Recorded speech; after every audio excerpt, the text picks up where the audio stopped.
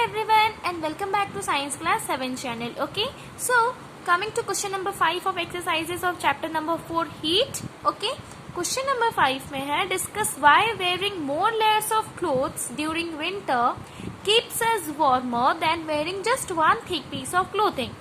अब आप ये जो एक्सपेरिमेंट है आप इसको विंटर के सीजन में जरूर ट्राई करें कि बहुत से आप अगर बहुत से जो ब्लैंकेट होते हैं आप उसको मीन्स 2-3 ब्लैंकेट आप अपने ऊपर रख के आप सो जाए तो उसमें आपको ये फील होगा कि आपको उसमें ज्यादा गर्मी लग रहा है. एक ब्लैंकेट अपने ऊपर आप ढका फिर और एक ब्लैंकेट वैसे 2-3 ब्लैंकेट जब आप ढकोगे तो आपको बहुत ही गर्मी महसूस होगा. बट अगर आप एक मोटा सा रजाई मोटा जो रजाई होता है मोटा रजाई को अगर आप उसको ढक के सोओगे तो आपको इतना गर्मी नहीं होगा जितना कि हम लोग अगर 2-3 ब्लैंकेट्स को अगर हम लोग ढक के सोए. तो ऐसा क्यों है कि एक मोटा जो क्लोथिंग है वो क्या करता है वो ज्यादा हम लोग को गर्मी नहीं दे पाता है जितना कि जो 2-3 ब्लैंकेट्स दे देता है. What is the reason? 2 or more layers of clothing, 2 से या 2 से ज्यादा जो ब्लैंकेट हमने बोला कि 2 or more layers of clothing is preferred in winter. Winter में इसलिए हम लोग यूज करते हैं because the air trapped between the clothes acts as insulator. Insulator क्या है? What do you mean by insulator? That substance which do not allow heat to pass through that.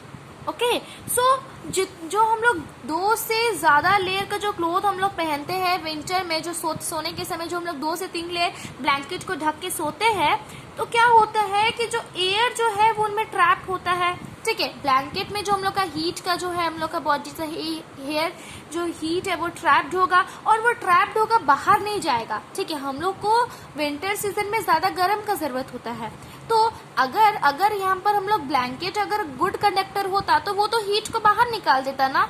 Blanket जो है वो इंसुलेटर का काम करता है, वो हीट को बाहर निकलने नहीं देता है, वो हम लोग के बॉडी में ही अब्सॉर्ब कर सकता है और इसलिए हम लोग को ज्यादा गर्मी 2-3 लेयर्स के ब्लैंकेट में लगता है. Understood? Thus not allowing heat to escape from our body.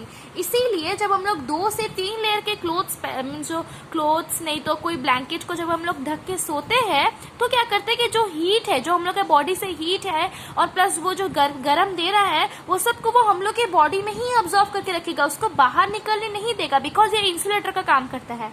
ठीक है, और जो एक मोटा जो पीस है थिक पीस ऑफ ब्लैंकेट है आप 2 से 3 लेयर का जो ब्लैंकेट है आप उसको ढक के सोए तो आपको ज्यादा गर्मी लगा. और अगर एक मोटा सा ब्लैंकेट जो रजाई बोलते हैं उसको अगर आप ढक के सोगे तो आप उतना गर्मी नहीं लगेगा ना, वो बहुत समय तक नहीं रख सकता है हीट को अपने पास.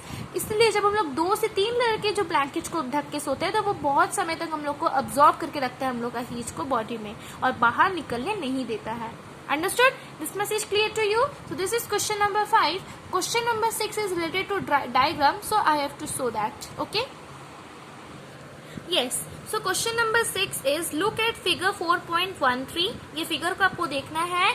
Mark where the heat is being transferred by conduction, convection and radiation. ये जो डायग्राम में आप देख रहे हैं यहाँ पर कंडक्शन कहाँ पर हो रहा है, कन्वेक्शन कहाँ पर हो रहा है और रेडिएशन कहाँ पर हो रहा है आपको ये यहाँ पर मार्क करना है. ठीक है, तो पहला हम लोग कंडक्शन देखते हैं. What is conduction? जो कि सॉलिड में चेंज होता है. तो यहाँ पर आपको जो बर्तन देख रही है जो स्टेनलेस स्टील देख रही है ये क्या कर रहा है, ये पार्ट गर्म है कारण उसको हीट मिल रहा है, ऊपर नीचे से, तो ये पार्ट गर्म है और ये गर्म कुछ देर के बाद यहाँ पर भी ट्रांसफर हो जाएगा. तो ये जो ट्रांसफर ऑफ मेथड है सॉलिड से तो उसको क्या बोलते हैं हम लोग? कन्वेक्शन. तो ये जो प्रोसेस है सॉरी कन्वेक्शन नॉट कंडक्शन, ये प्रोसेस को हम लोग कंडक्शन बोलेंगे. कंडक्शन. सो ये जो हीट ट्रांसफर हुआ है यहाँ से यहाँ तक तो उसको हमने बोला कंडक्शन. अभी कन्वेक्शन जो कि लिक्विड और गैसेस में होता है. अब यहाँ पर देख सकते पानी उबल रहा है ना, तो यहाँ पर लिक्विड का काम आ रहा है तो यहाँ पर हम लोग का क्या आ रहा है? कन्वेक्शन का.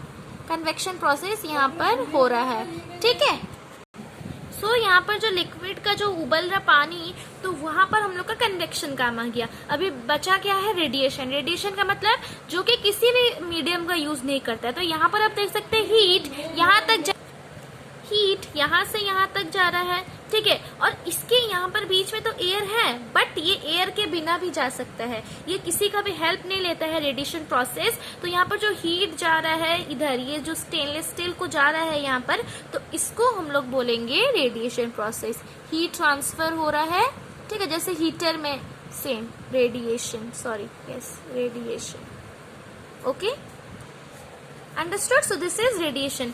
सो यहाँ से हीट यहाँ तक ट्रांसफर हो तो उसका कंडक्शन, फिर लिक्विड में हुआ था कन्वेक्शन, और फिर यहाँ पर जो हीट जा रहा है उधर, जो ऊपर जा रहा है और इसको गर्म कर रहा है, उसको बोलेंगे हम लोग radiation. Understood? This much is clear to you.